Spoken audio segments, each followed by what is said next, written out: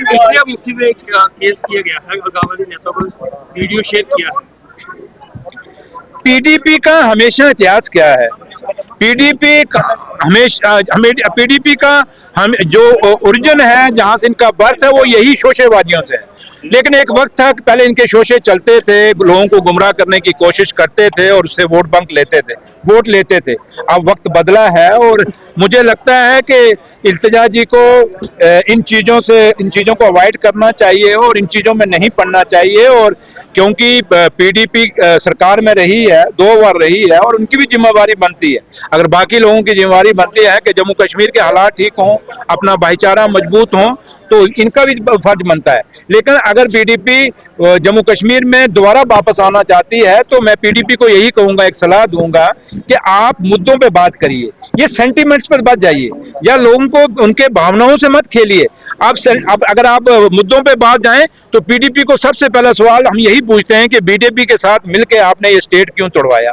BJP के साथ मिलकर पीडीपी वालों आप ये जवाब दे दो, ये स्पेशल स्टेटस क्यों तोड़ाया? ये जो बेरोजगारी का पूरा कारण है ये पीडीपी और बीजेपी का कारण है, क्योंकि पीडीपी अगर बीजेपी के साथ ना मिलती तो आज जम्मू कश्मीर का ये हालात ना होते। आज अगर पीडीपी और बीजेपी की सरकार ना बनती तो आज जम्मू की जो बर्बादी निकली या कश्मीर की बर्बादी निकली तो शायद यह ना निकलती। इसलिए पीडीपी आज एक डूबता जहाज है, वो तिनके का सहारा ढूंढ रहा है। अब एक तिनका उन्होंने ये ढूंढने की कोशिश की, अब ये तिनके में वो पहले ही डूबे थे, वो डूब गए। तो इसलिए ये चीजों से आप कहें इन चीजों से आप सरकार में वापस आ सकते हैं, नहीं, मुद्दों पे आइए। नेशनल कॉन्फ्रेंस की तरह और मेरे कायद और जम्मू कश्मीर के मुख्यमंत्री उमर अब्दुल्ला साहब की तरह और कायदे सानी डॉक्टर फारूक अब्दुल्ला साहब की तरह मुद्दों पे बात करिए। और मुद्दा एक ही है जम्मू कश्मीर का आज सबसे बड़ा, कि जम्मू कश्मीर को स्टेट का दर्जा कैसे बहाल होगा, जम्मू कश्मीर का स्पेशल स्टेटस कैसे बहाल होगा, ये मुद्दे हैं, इन पे बात करिए, ना कि ये दूसरी चीजों पे टारगेट किया है एमपी सरकार के ऊपर कि वो विधायक को नहीं निकाल सकते, तो क्या करेंगे आगे, क्या कहेंगे सर?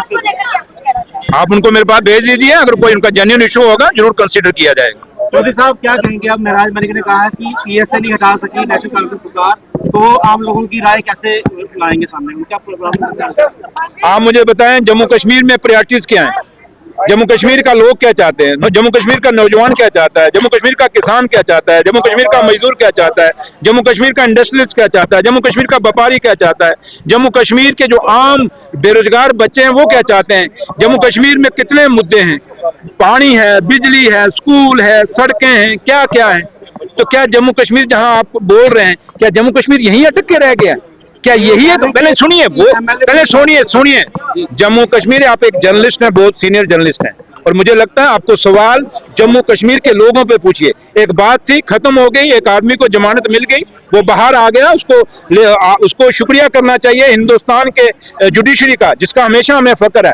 और हम हमेशा ये कहते रहे हैं, और नेशनल कॉन्फ्रेंस ने कहा, मेरे लीडर ने कहा, उमर साहब ने कहा, सरकार ने कहा, हर कैबिनेट मिनिस्टर ने इस चीज को कंडेम किया था कि जब वो एमएलए जब अंदर हुआ था, तो इसलिए हमने जब वो अंदर हुआ कंडेम किया। जब वो असेंबली के अंदर स्पीकर साहब ने कंडेम किया, एमएलए साहब ने कंडेम किया। अब रोज इसी को डिस्कस करेंगे, इसलिए इस बात को बंद करिए, मुद्दों पे आइए। क्या राज्यसभा इलेक्शंस को लेकर जहां पर पॉलिटिकल कंट्रोवर्सी बनी हुई है, सजाद गनी लोन ये कह रहे हैं कि राज्यसभा इलेक्शंस में national conference, Bharatiya Janata party और पीडीपी की मैच फिक्स। सजाद लोन साहब को पूछो, आप वही हो जो दिल्ली में बीजेपी के पास गए थे कि मुझे मुख्यमंत्री बनाओ? आप वही हो ना? आप वही हो ना जो बीजेपी और पीडीपी की सरकार में मंत्री थे? आप खुद जब उस बीजेपी के साथ मंत्री रहे, मिनिस्टर रहे, और आज दूसरों पे सवाल करते हो। सजाद लोन साहब, अपने गिरवान में झांको, जिसके घर अपने कांच के हों वो दूसरों को पत्थर नहीं मारते। और सजाद लोन साहब, लोगों के मुद्दों पे बात करिए। जम्मू कश्मीर में बड़ी मुश्किलें और मुसीबतें हैं, अगर आपको दम है तो आइए एक आंदोलन निकालिए ना, आप जम्मू को स्टेट का दर्जा दीजिए। आप एक आंदोलन करिए ना कि जम्मू कश्मीर को स्पेशल स्टेटस दीजिए। वो बातें आप में दम नहीं है सजाद लोन साहब, वैसे लोगों को बेवकूफ बनाने की कोशिश मत करिए। अब सजाद लोन साहब का जो आपका उनका जो जमीनी पकड़ है सियासत की, आज वो कश्मीर में खत्म हो रही है। अब सिर्फ वो लोगों को उलझाना चाहते हैं, उसमें वो कामयाब नहीं हो सके। आप देख लीजिए, अगली बार सजाद लोन साहब की जमानत जब्त हो जाएगी। देखिए, ये शहीदी दिवस है, ये 1 मई, इसकी इम्पोर्टेंस बहुत बड़ी है। और ये दिन वो दिन है जब मैं खुद भी एक ट्रेड यूनियन लीडर हूं और इसी लाल झंडे के नीचे मैंने अपना कैरियर शुरू किया था। और इस लाल झंडे का इतिहास शिकागो से शुरू हुआ था। उस बच्चे ने जिसने कुर्बानी दी और अपनी कुर्बानी दे के जब वो शहीद हो गया, फिर जब देखा कि आंदोलन टूटने लगा, उसकी माँ ने उस खून से लथपथ उस कमीज को उठाया और उसी को झंडा बना के उस आंदोलन को आगे चलाया था। और उसी आंदोलन के कारण आज जितने भी हमारे मजदूर तबका है, इन लोगों को जो लेबर क्लास है, इनके हक और हकूक के जो है कानून उसके बाद बने।